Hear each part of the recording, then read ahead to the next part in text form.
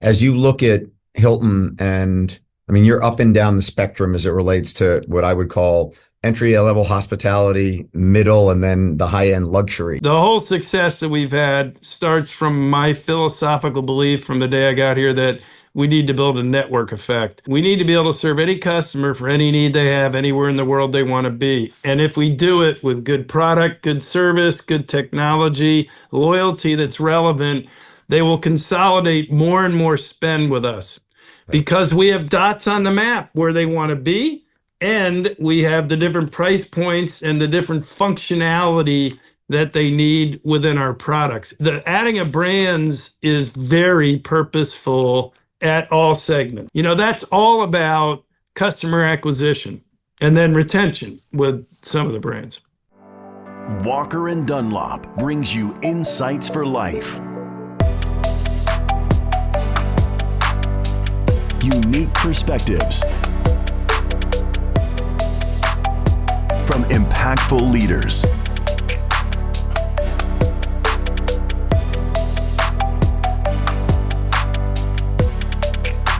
This is the Walker Webcast with Willy Walker. Welcome to another Walker Webcast. This is a really special one because I not only get to talk to someone whom I consider to be one of the very best large company CEOs in the world, but also someone that I know personally quite well, and someone who my family has known for generations. And so Chris Nassetta. Chris, I saw you last week at UVA, and now I get to see you today on the webcast. How are you? I'm doing great. By the way, that was a lot of fun last week being together.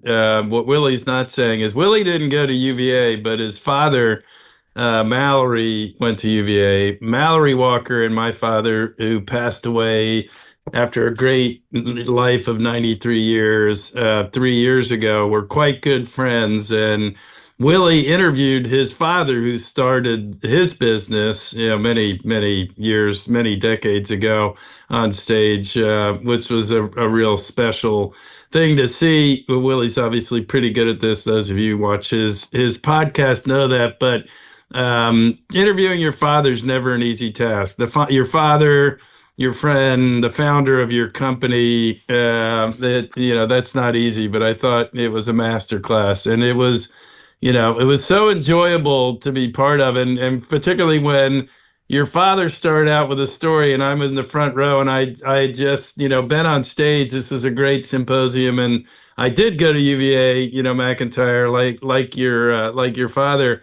And the first thing your father talks about is when he and my father were on their way to Nepal to hike the Himalayas to go to Everest Base Camp, and they got redirected to Bangkok. And he was telling me, boy, we had such a great time together in Bangkok. And I was like, wow, my father never really told me any of those stories. I still was gotta gonna get, say, I still gotta get together with your father and sort of see if I, can get more information about the quick stop in Bangkok. you may have to call up Oliver Carr to get a third party's I can do it. insight on that. Yeah, I Exactly. might. I was, I mean, you might have been there. I might have missed you, but I was at Oliver's 100th birthday, just this last summer. Amazing. I started my career out of McIntyre, with the Oliver Carr Company, and have a lot of respect for him, and he's lived, an incredible life, and is, still doing great at 100 years old. I had a really nice conversation with him. It's unbelievable. Maybe hiking in the Himalayas back in the 1980s is part of that longevity, Chris. Maybe we ought to Exactly. learn something from Let's that. do it. When do you want to Yeah, go? I love it. It's a great idea. Yeah, I'm As gonna someone who I'm gonna spends hop off at base camp. You may make summit, but you look like you're in better shape than me. uh, as somebody who spends almost as much time on the road as you do, one of the things that I am uh, super conscious of is the discipline that you maintain in your life as on a couple fronts. A, waking up every morning really early to read the Wall Street Journal. And Yeah, second of all, when your daughters were significantly younger, making the commitment to getting home every weekend. yeah. That Given that the, wasn't easy on the I was just body, going to say, that's where I was going to but go is given the yeah, that wasn't expanse of easy on the Hilton body. and and being in 70 plus countries. How, I mean, seriously, Well, I how mean, did you get home? at this point, we are 9,400 hotels in 146 countries, so more than double the number that you were talking about.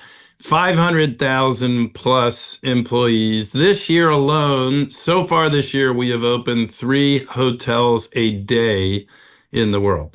So yeah, we're moving. We got a lot going on in a lot of really far-flung places. And it does require a lot of discipline. Thankfully, I mean, I really love what I do. I feel like in so many ways, well, I did sort of start in the hotel business in the sense that, when I decided I wanted to be in hotels, my dad said, hey, you should, you got to start at the bottom. So he helped me get a job working at the Capitol Holiday Inn that he was an investor in the engineering department, basically plunging toilets. So I kind of did early in life get started, but really, was a finance guy and development at Oliver Carr and private equity in my own firm. And, I was always in and around hotels to a degree, even beyond my, flushing toilet or plunging toilets.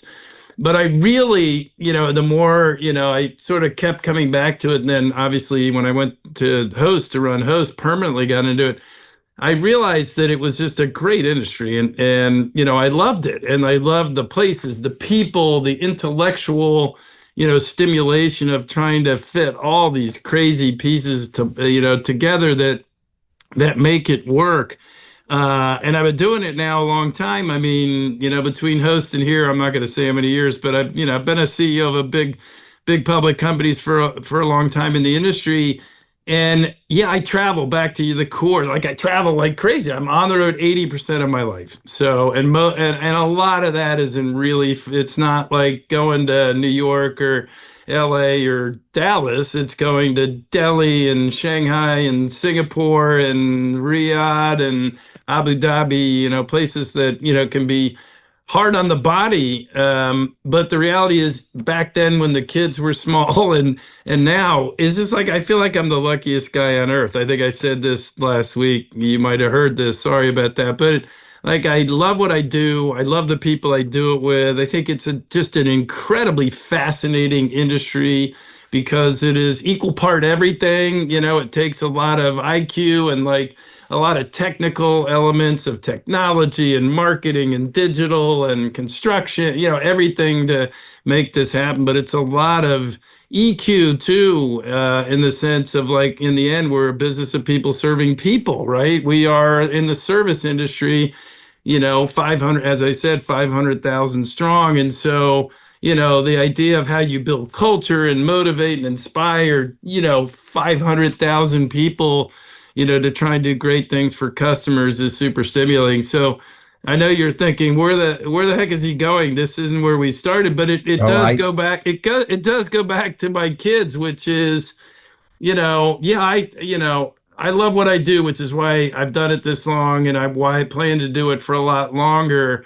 And I love my kids, and so, like most of us, like the thing most important to me is my wife, my children, my my broader family, my closest friends, and I've always made sure that that's a priority. So whatever it did to my body, I was a dad. I was home at I would go to Singapore on a Sunday afternoon, and I would fly 22 hours and get back to a pizza night, Friday night, and do soccer games Saturday and Sunday morning, and then fly off somewhere else. And, in some ways it was hard, but as I said, when you really love what you do and you get a lot of energy from it, which I do, it works. And it's still, I still doing it the same way and and it still works. And while my driving purpose is always gonna and always has been my family,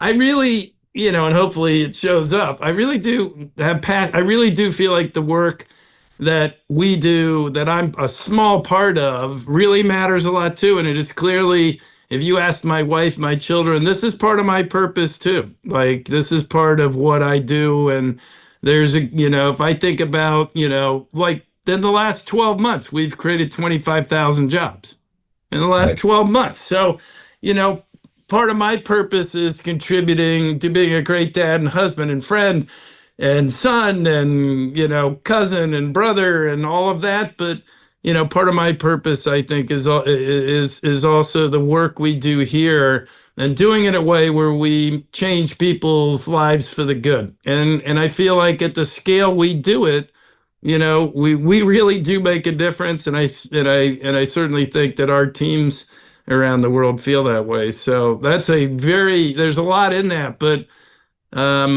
it does start with the core question is like, you kind of say like, how did you do it? Why do you do it? I mean, how you do it, you rag your body a little bit. Why you do it is passion, that passion for what you do.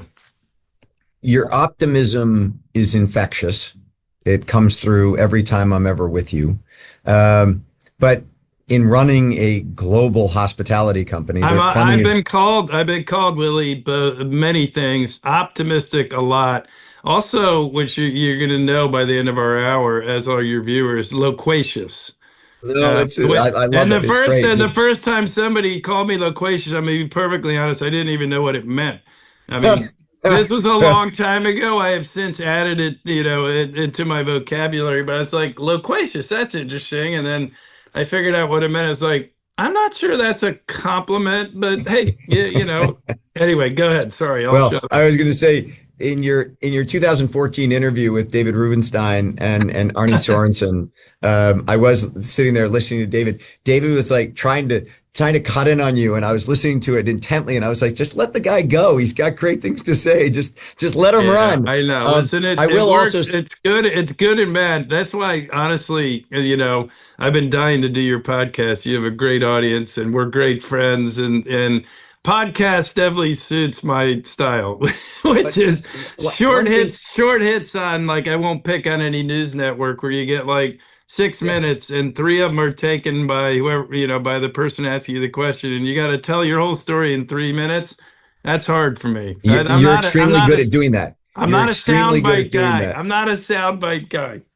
So, but just one thing that I would say as you were talking about family and the importance of family, I will say as I look back on that interview of you and Arnie was a great friend of both of ours. Yeah, he was a And dear friend. Many people don't, like we were obviously, competitors. I mean, like Hilton and Marriott are, I mean, we have a lot of people in our space, but we're clearly the core competitors for each other. And so many people that didn't know us would have thought, well, I mean, they're enemies. yeah, They're, because they compete, but that couldn't be further from the truth. Arnie was a fabulous human being and a really good friend. And we worked very closely together when I ran Host Marriott, all those many years ago. And I remember that interview with David fondly. It was a long time ago. I mean, you probably it was remember. 2014. And Yeah. what I found to be interesting is you're talking about family and getting home and being there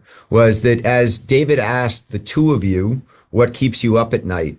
My mind went to tragically, Arnie at that point in 2014 wasn't thinking about the fact that he was going to be diagnosed with terminal cancer and die in 2021.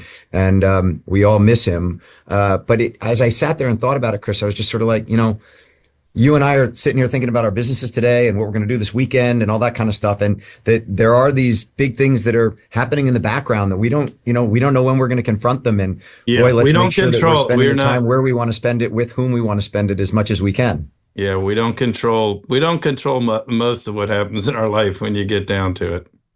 So you have dealt with a couple moments, if you will, whether it be the GFC when you've just stepped into Hilton and you've got $21 billion of debt on it. Thank goodness it was floating rate and rates got cut and you had great flexibility Yeah. and that is the benefit of Blackstone, which is something that I think everybody who listens in here sits there and sort of says, oh, well, Blackstone's big and they've got this great scale. Well, one of the great things that they brought was their scale and structuring capabilities to make it so that you did have a debt structure that allowed you to get through the Yeah, it was GFC. unique, as you know. I mean, in the sense that, and it was the only way John would do the deal when he did it to buy Hilton. It was the only way I would have taken the job which was, obviously floating rate debt. So when things go bad, almost always rates are going to come down, but also no tripwires, no covenants other than basically, I mean, it was more complicated than this, but when you simplify it, you basically got to pay interest. And, when rates came crashing down, even though it was a really tough time in the global financial crisis, it wasn't so bad that we didn't have enough money to pay our interest, and so we were able to make it to the other side. The other thing, by having somebody like Blackstone involved, is we had the capacity to have, to buy insurance, if you will, which was, we ended up restructuring the debt, which you could argue when you look back, maybe you didn't need to, you did. I mean, at the time, it felt like a very prudent thing to do, and I would do it over again. But you had Blackstone, there to write another $1 billion check on top of 5.6 billion, to begin with, because they had faith in the strategy, they had faith in me and the team, even though it was obviously a very concentrated bet. I mean, it was the biggest private equity investment ever made at that time in terms of equity dollars written. And if you think about it, they at that point, I don't remember the exact timeline, but in and around that point, they had written off 70% of the investment. So it was going to then turn into the biggest private equity loss in history. And yet they had the confidence to say, even with all that backdrop, we believe in the plan. We believe in you guys. We're going to put another $1 billion in. Now, thankfully, and I'll stop, patting us on the back, but it's a testament to a lot of people, Blackstone, our management team, our teams on the front line, everybody put their heart and soul into it. And it ended up being the largest private equity profit in history. And I think it stands to this day as the largest private equity profit in history. I was on stage with John, and he talked about that. They had their CEO event just this week, Monday night, at the Waldorf Astoria in New York. Spectacular hotel. If you haven't seen it, as reimagined, reopened just a few months ago, everybody should go see it. And John introduced me, as John is, typically unbelievably kind. I know, he's a dear friend. He's our chairman.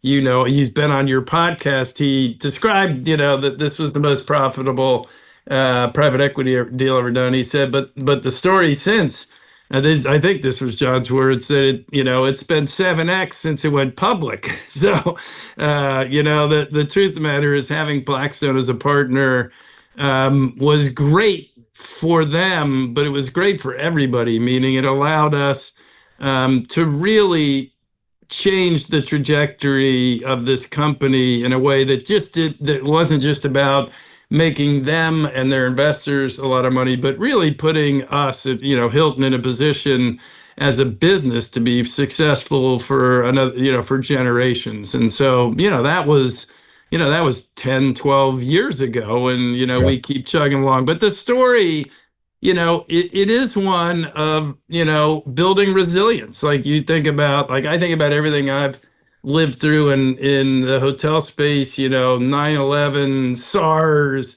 the Great Recession, the pandemic, and lots of little, micro things. But I mean, the three biggest, I wasn't here for the 9/11. I was at host, but the two biggest while I've been here and had to live through were the GFC and the pandemic, which was the mother of all downside. I mean, we went from 55, 60 billion in revenue to basically zero overnight. That's, nobody does a downside model like that, as I explained to our board in that moment. But, we survived, and we ended up, I would say, both in the GFC and definitely in the GFC, and even more so coming out of COVID, better.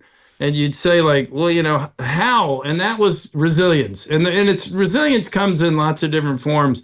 And this is sort of just my underlying philosophical view of, how, what you have to do, to run businesses in a complex environment where things are going to happen, where, the Mike Tyson, comment about, everybody has a plan until you get punched in the face.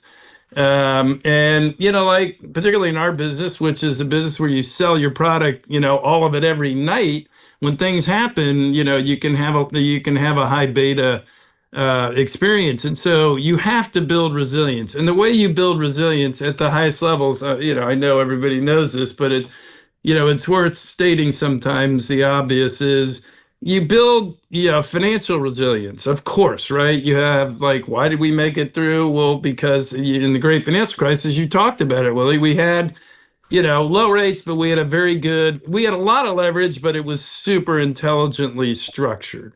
And, so we had financial resilience in the pandemic. We had much, much lower leverage, right? And we had, made sure that we had no maturities, not because I knew the pandemic was coming, just because I thought we were at the end of a business cycle and we shouldn't have much, and rates were low. We shouldn't have maturities hanging out. We had abundant access to liquidity, right? We had lots, billions and billions of dollars of access to liquidity. Again, not by mistake, because I felt like, you're at a place in the business cycle where you just need to be ready for anything. So I could keep going on. We built a lot of resilience financially for pretty much, any eventuality. And then more importantly, in all of those, it's building cultural resiliency. The thing I'm most proud of that this team has done, I haven't done, but they've done is, we're the number one great place to work in the United States. We're the number one great place to work in the world. By the way, 2 of the last 3 years. It's unheard of, particularly for a business that is so large and in the service industry. We compete against all the tech companies and everybody else.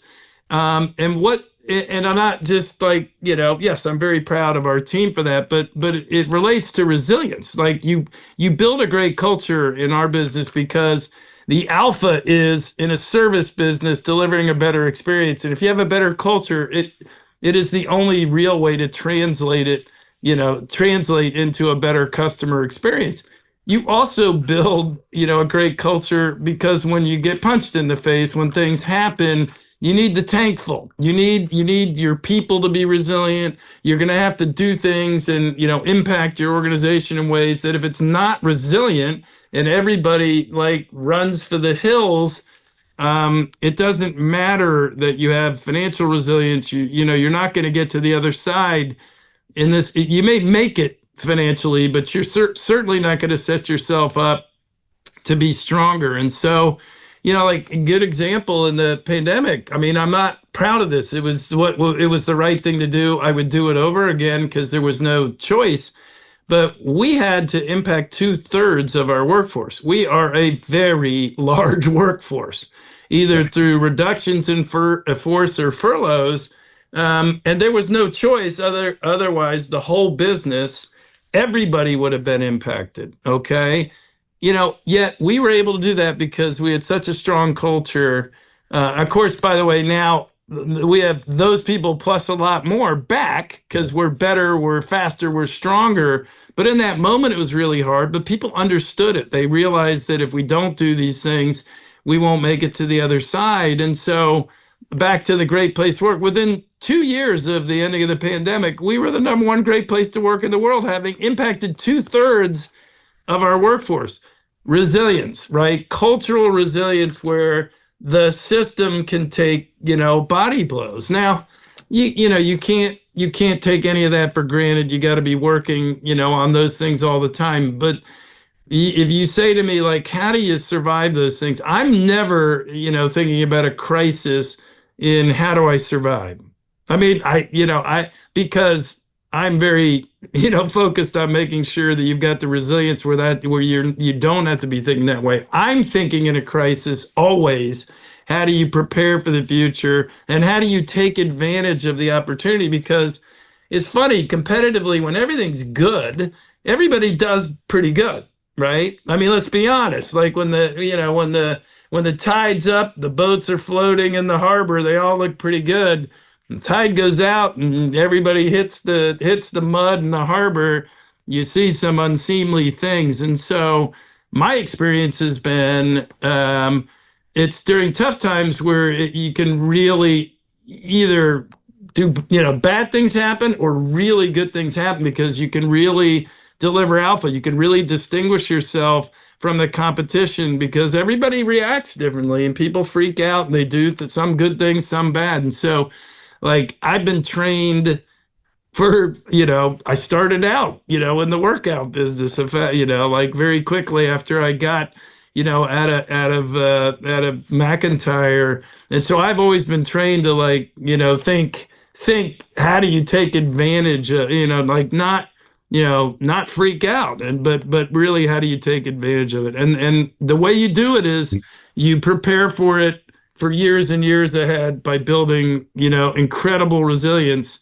And then when you get punched in the face, back to Mike Tyson, you don't fall down. You take the punch and you figure out, all right, that didn't feel good. What are we going to do? So you talk about the culture and the resilience, Chris. One of the biggest decisions you made was to move the Hilton headquarters from LA back to Tyson's, back to Virginia. And as I think back on that, and I think about all the things you just talked about, the culture you've built, the great places to work 2 years after you've had to impact 2/3 of your workforce. Talk for a moment about why that was such a tough decision, because you moved your family to California. You were committed to going and working out there. You told Blackstone you were going to work out there, but you saw something going on, whether it was due to the long commutes, the cost of living, or just the core culture where you said, hold it, we gotta end this and we gotta start fresh somewhere else. Talk about that decision. And you made that decision having been in the seat for 2 years and being really in the depths of the great financial crisis, where you've just gone to Blackstone and asked them for another $800 million to invest more in the business after they put $5.6 billion to begin with. I mean, wow. I have to imagine hearing the question, if I'm sweating, it's that's my issue. I'm thinking like, about that. I have PTSD. You're bringing it back. But you weren't sitting on, look, you were clearly sitting on terra firma. But that's a tough time to say, hold it, we're going to go make a big expense to move. No, we weren't. No, we were not. I mean, we were confident we had a good plan and we thought we had the resilience to make it through. But it was a very challenging time.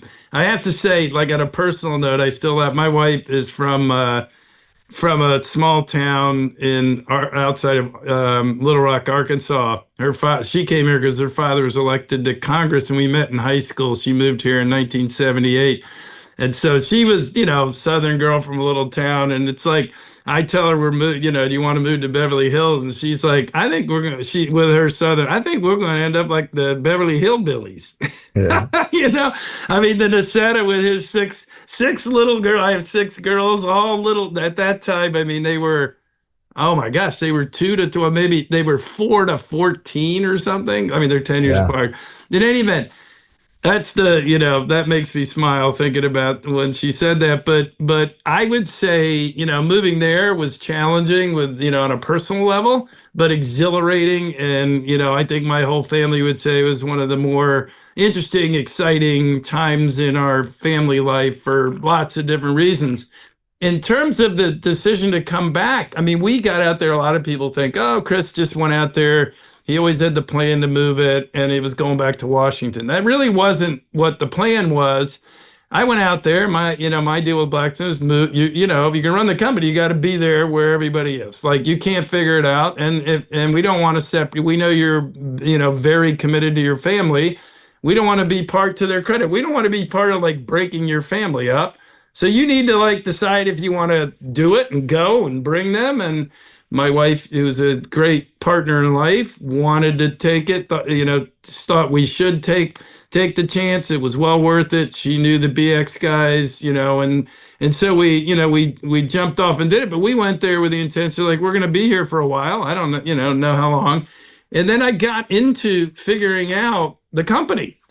I was traveling a lot, going around the world, and listen, Hilton, for those old enough would know, like, Hilton invented the hotel business. I mean, it's stuff that everybody 1919. Yeah, but I mean, it's a long like, time you ago. think about, like, airport hotels, you think about, like, Who did the first full service hotel? Who took a hotel and put meeting space and restaurant? I mean, stuff that is like you'd laugh about today. Reservation systems, loyalty programs, TVs, air conditioning in rooms, the eggs Benedict, the brownie, the pina colada, in a lot of ways, we really invented the business, but the reality is, our founder passed away, business was run, got into the gaming business and a lot of different, things. And I think there were a lot of distractions. And let's just say, we were not like hitting on all cylinders. And thus why Blackstone and I thought, even though everybody else thought we were paying this huge price, we thought, no, I mean, we think this thing is like a coiled spring. We just have to release the spring. It turns out we were right, but when I got out there to figure it out, I realized that I think we were right. And I remember saying to John Gray and Steve Schwarzman in one of my first meetings, one of those sort of didn't go exactly like good news, bad news, what do you want first?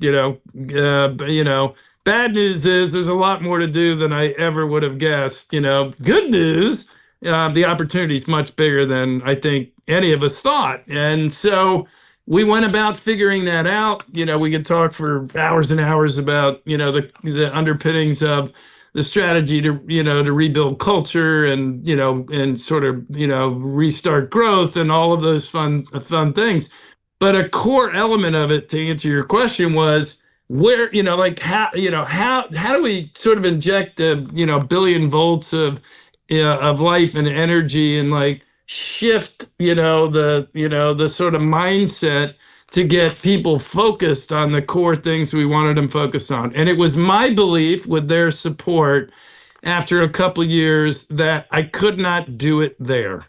I mean, it was, by the way, a very expensive place. We were in Beverly Hills, like the middle of one block off Rodeo Drive. Here, Beverly Hillbilly Nassettas are like, I'm on Rodeo Drive. Not really my thing, but it didn't really matter what was my thing. We were quite comfortable and enjoying the weather and, the life of LA. My view was the things that we needed to do to redirect and rebuild our culture could not be done in the time frames that we wanted to do them without doing something radical.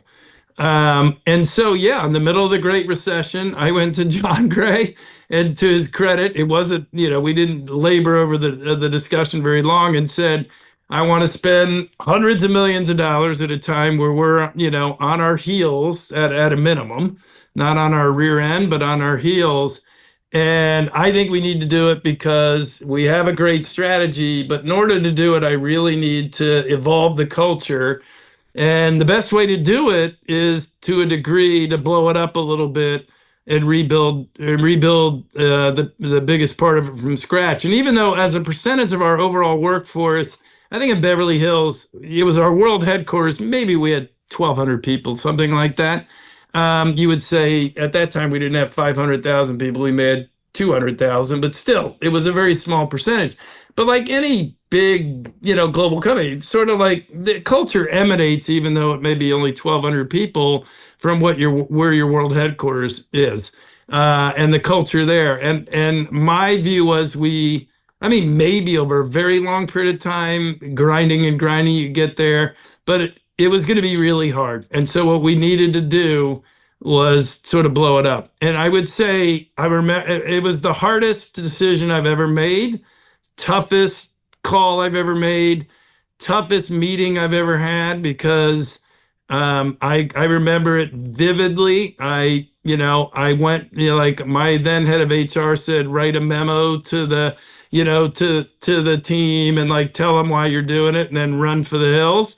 And I said, nope, I'm gonna do it live. I'm gonna stand up, get everybody in the cafeteria, and I'll stand there as long as they want to ask questions. I'll answer them, which I did.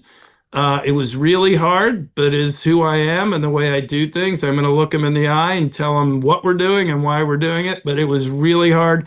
I can't imagine having a tougher decision or sort of presentation to make, if you will. Having said that, like all of that wind up, it was the most impactful thing I've ever done in my career in a positive sense. Like we wouldn't, this company was big when we're 3 times the size. I told you we opened 3 hotels a day this year. Like we're leading the industry in performance. We're leading the industry in growth. Like we took what had unfortunately been a company that invented the business, but had gotten a bit sleepy, and we got it moving. We got it moving at a really nice pace. And we were able to rebuild a culture where the people feel inspired and empowered by the work that they're doing. And they tell Great Place to Work and Fortune, they think we're the best in the world, best place in the world to work for. So it it wasn't easy. But I would do it all over again. I mean, think of like I give you one stat that I still think is mind-boggling because it happened right over here. We didn't even have an office here. We rented temporary space from USA Today in the Gannett, then Gannett Right. building, I because remember when you opened up your space, I and came over to see we you. It's we unbelievable. had to rehire. Only 20% of our workforce was invited to come. By the way, to their credit, 90+% accepted. We had to rehire 80% of our global headquarters workforce when we came here. 80%. So, Well, like, think about and all was the that part of the now. decision though, Chris? Chris, was it Yes, part of it the decision was. was it part of the decision that you were moving somewhere that had such a great Yes, resource yes. base to poach from? Yeah, I mean, a lot of people have kidded me and still do frequently, like, oh, of course you ended up in DC. You're a DC guy, No, like, but you had Marriott there and I mean, yeah. But it DC was is a, really, we actually did hire, because I needed arms and legs because I was rebuilding the whole team. I hired McKinsey. They were doing a bunch of work for us, and and I said, listen, I want to do an objective analysis. Well, I want you to look at LA too, but I don't think we're going to be able to do what we need to do here. But I want you to look at all the options tomorrow. So we looked at Dallas, Chicago, Atlanta, um, LA, and DC. I think those were the markets, and we created a grid, we ranked them, and I said score it objectively. Like I may put my thumb on this guy, I don't know, but yeah, DC won for a lot of for a bunch of reasons. Reasonable cost, access to government, schools, great schools, great quality of life, the airports. The Dallas, we're a big global business. People are flying, all over the world all the time. Talent base, as you point out, educational system, academics around here that give you a tremendous pipeline of entry level talent, et cetera, et cetera. So DC won hands down. I mean, it wasn't that close for us, and was sort of nice that I got to come home. The stupid part of that is, on a personal level, and my family probably will hate. I'll make sure they don't watch this. But when we went out to LA, it was obviously really disruptive, to my children. I said they were 4 to 14, like preschool through early high school, and like it was hard. We moved mid-year, and like they're all athletes and they weren't on teams, and I was running around the world. It was really hard, but they adapted, and within a year or two, everything was going well. And I thought I was going to be like the hero when we made this. hero saying we're going back home. They're like, no, Yeah, we want to stay. We got a lot of friends. You're going to do it exactly. to We us made this again. decision, Yeah. and I remember going home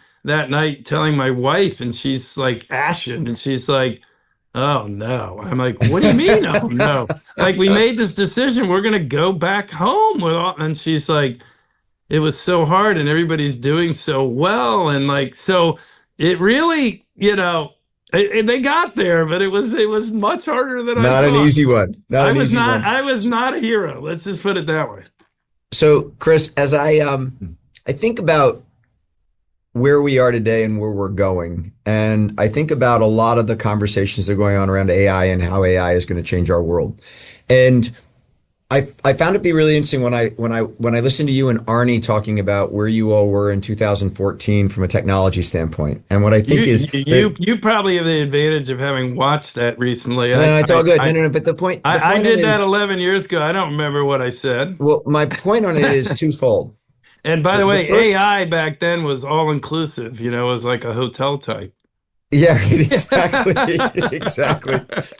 But there were two things. One was both of you talked about if you will, the airlines having ticket lists. You could walk into the airport, just scan your boarding pass, and off you go. And that both of you talked about how you wanted to make the experience in a hotel seamless, so you could show up and not have to check in, and you could go into your room. And as someone who spends 200 plus days a year on the road, I don't do that today. It's like one of those things that we all thought that that's where the future was going to be, of just walking Well, it in. is.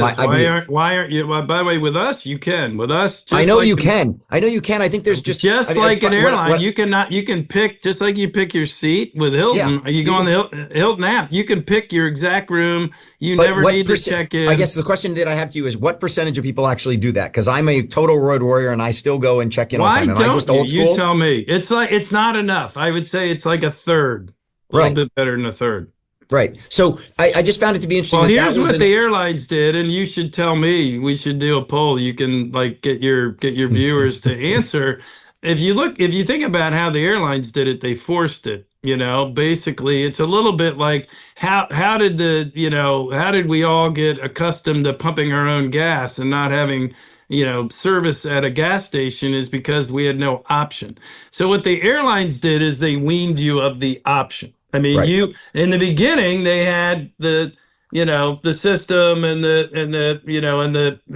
whatever you call them, the machines, and then they'd have people helping you, and then all of a sudden the people disappeared, and you had no choice if you wanted to fly but to play by the rules. We have not done that because there are still customers, a lot of them, you're a good example, where they want to check in the old-fashioned way. But that is a way. If anybody wants to tell me what they think, I'd be happy to hear. That is a way you could do it, which we've talked about, which is you could force it. You could basically say the tech is great, and it is, and you can use it for anything: the gym, the elevator, parking, and it's hyper fast because it's all cloud based, fully integrated into all of our internal systems. And that's what we're gonna force you to do. We have chosen not to, and I don't think we will anytime soon, but it's migrating. I mean, if you asked me 3 or 4 years ago, it was probably a third of what we have now. So it's probably tripled in the last few years. But listen, I think the world. I stand by everything I said. Then I don't remember it all, but based on what you're saying, I think the theme then and now would be, and then there's a lot of nuance in difference. I think the theme then and now would be the winner, I think, in our industry, in a lot of industries, but certainly ours, is the groups that figure out how to customize experiences at all price points. Obviously, the higher ones will have more, lower less, at massive scale, right? So that you feel like the way we serve you up products, the way you buy the products, the way we bundle the products, the way your on property experience is handled, the way your post stay is handled, how you interact with us, in between stays, that is all, that feels like it is customized to all the facts and all the information we have about you and what you want and what makes you happy. And the reality is we've been doing that since whatever. We've been doing that for as long as I've been here and before. But what's changed is the obvious, thing is tech and cloud computing and the ability, to have real speed AI, the ability to really take data and have artificial intelligence help us figure out what the data means and to feed into our systems so that you can do things digitally at scale, and you can give team members in the palm of their hands information and enable them with a tool that can tell them exactly what to do to make you happy and to customize your experience when you're on property. And before you get there, we know what you buy, what you like, what you don't like. We can package the things in a way that is going to be much more relevant to you. That was the future 11 years ago. That's the future now.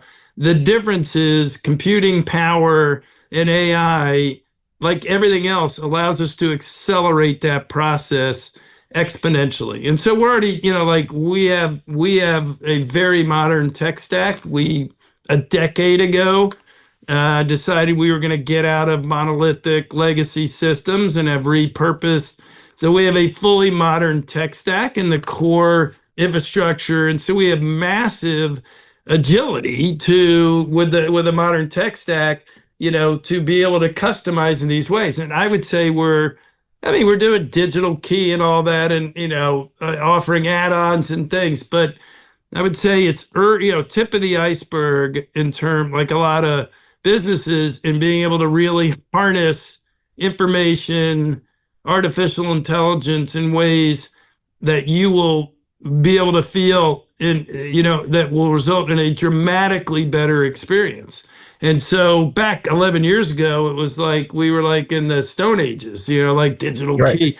Now we're saying like, listen, we have the ability to you can message us. We have social media scraping. We have, massive amount of structured, unstructured data that now is being managed by AI to tell us exactly what's wrong, what you need, what would make you happier if you have a pain point. And we can actually tell somebody through our systems to go to room 323 because the HVAC isn't working or the lights out or they need more pillows, without anybody having to really, go out of their way to call the front desk and scream at them or, like go downstairs to get things solved. So to me, it's all about mass customization. We serve 250, 300 million people a year.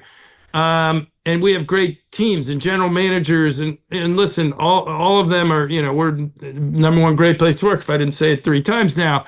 So they're all great. They're all But great. so But let me finish. But at that yeah. scale, that's not enough. You've got to have technology that backs it up so that almost really all the time, the different things that you want to do to make it a better experience are happening. So Because humans, we don't get it right all the time. no doubt.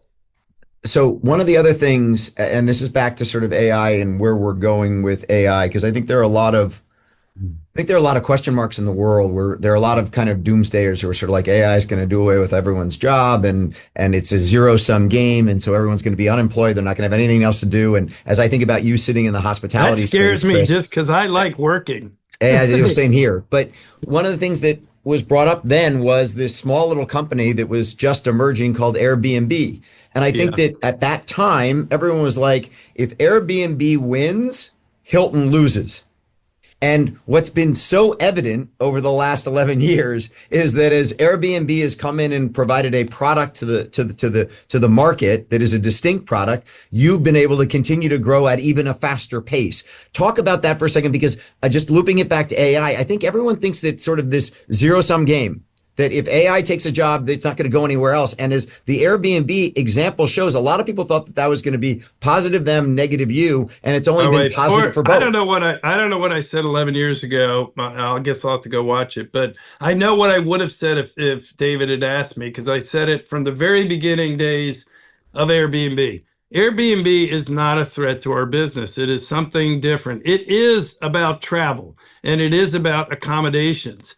But there are lots of forms of accommodation. It is different than what we do. What we do is we take products at different price points and with different, sort of, amenity packages. And we deliver those very consistently with service from people that are really trained. We connect it together with technology, with loyalty, and we give people, hopefully all the time, a very consistent, high quality, friendly experience, right? And what happens? They pay us a premium. I mean, we get the highest premiums in the business. On average, we get a 16% premium to our comp set because I think we do it better than most. What Airbnb is a very good business, and to a sense, it's democratizing travel. It's a value proposition, a good one. I mean, my kids use it. I'm not sure I've ever used it, but I know the Nor have I. guys. I Nor have know I. the I've guy. I looked. know I've the. I never know actually the. stayed at I know one. the guys, but it's very different. It's much more oriented towards leisure, more extended stay, higher occupancy, meaning numbers of people, the need to have like a real kitchen. And most importantly, it's a value prop. It's where people are looking for, a good value, and they're willing to not have the things that we offer because of the value prop.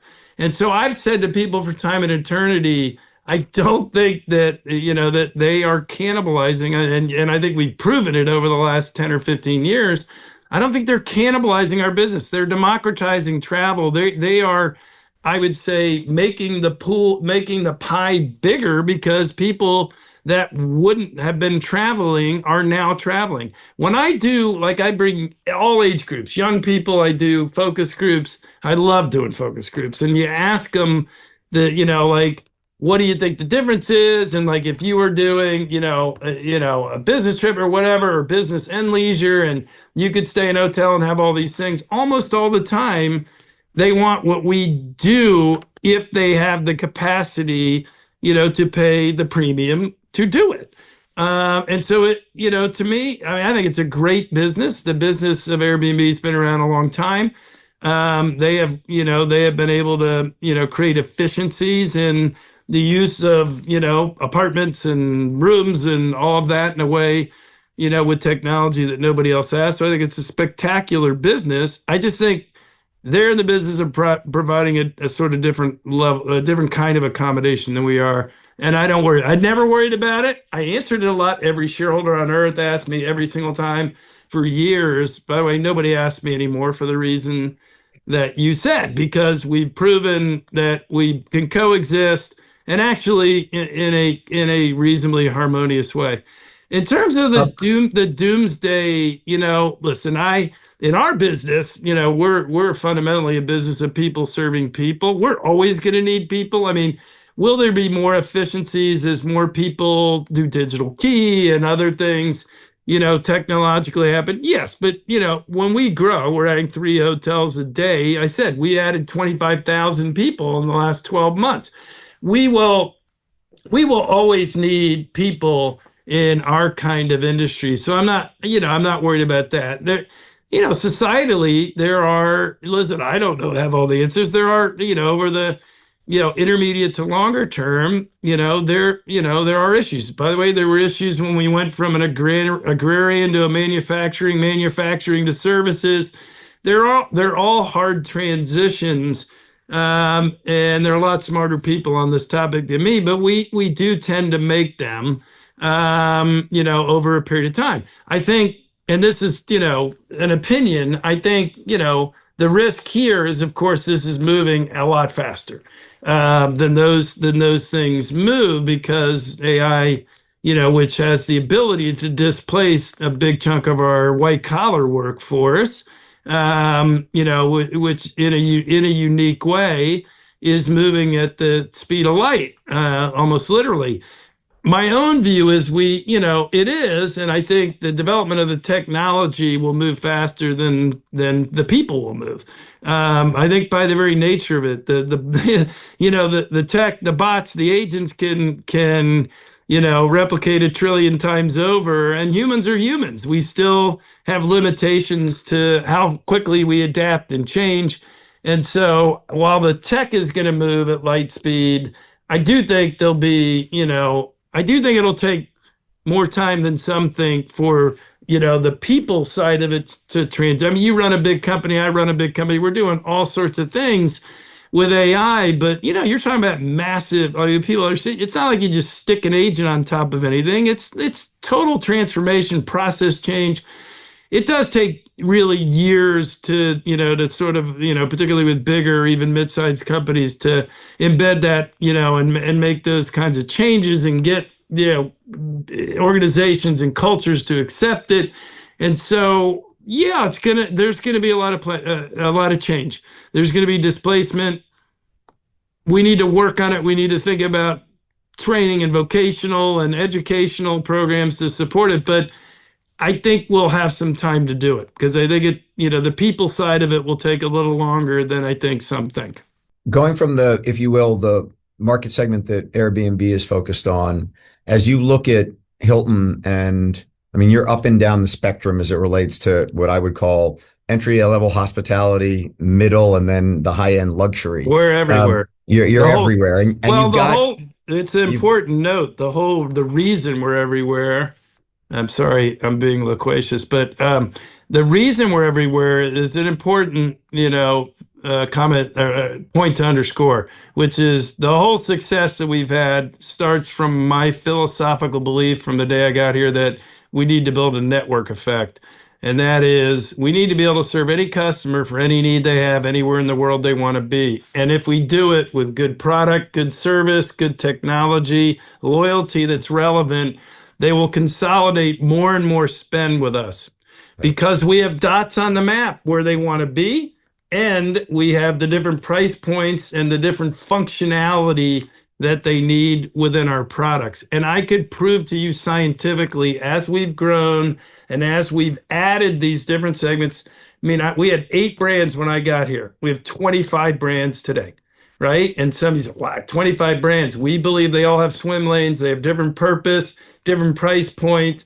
But that network effect, if you look at the whole, okay, as we've tripled the size of the company, we have moved our market share meaning rate and occupancy performance advantage versus our competitors up every step of the way, every single year as we built that network effect. And so the adding of brands is very purposeful at all segments, luxury to create halo, Spark, premium economy as a feeder system, right? We're trying to get people early in their travel lives. That's all they can afford. And then they grow up and they can, afford more and they stay at a Hampton and then a Garden Inn and then a Doubletree and a Hilton. Ultimately they're at the Waldorf Astoria in New York. And so, that's all about customer acquisition and then retention with some of the brands. and as you first of all, just a real quick one on those 25 distinct brands. Does each one of them have if you will, an owner of the brand? In other Yes. words, is there someone who Yes. runs each one of those, or is there anyone who has multiple brands No, underneath them? everybody. Well, we have Okay. people that run categories, but every brand has a CEO. Okay. Um, have you ever thought about getting into the cruise business, Chris? Yes, I and watched watched Disney's earnings, and like one of the bright spots on yeah. Disney was their cruise business. And I sort of said to myself, why wouldn't No, Hilton go into the cruise not, business? yeah. I'll be not directly, no. And the reason, people like to cruise. It's a relatively small industry. The last number I saw, and I may be a couple of years out of date, the entire cruise industry is like 30 million people a year. I mean, we're 250, 300 million, our company alone. So people that love the cruise, love the cruise. By the way, I've done some, Disney with my kids and with my father, he took his grandchildren and they loved it, and so it's a great experience. It's a relatively small business. The other thing, and I'll get to there is a way that we're thinking about it. It's a very capital intensive business. Right. The value, our company, we perform well. We traded at a great multiple. We're a capital light business. I mean, those that don't know, but we don't own anything, right? Right. We do everything through either managing or franchising. And, we used to own a lot of real estate. We used to own a big timeshare business. I broke the company.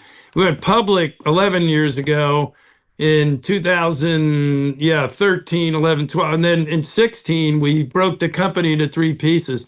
The remaining piece that I run is totally capital light. So building ships, expensive, billion, like we like capital light, but we have talked to our, done the work with our customers to say, is that something you want from us? Because we're doing other things. We're getting ready to launch in the furnished apartment space, which I've talked about publicly. We're looking at some other adjacencies.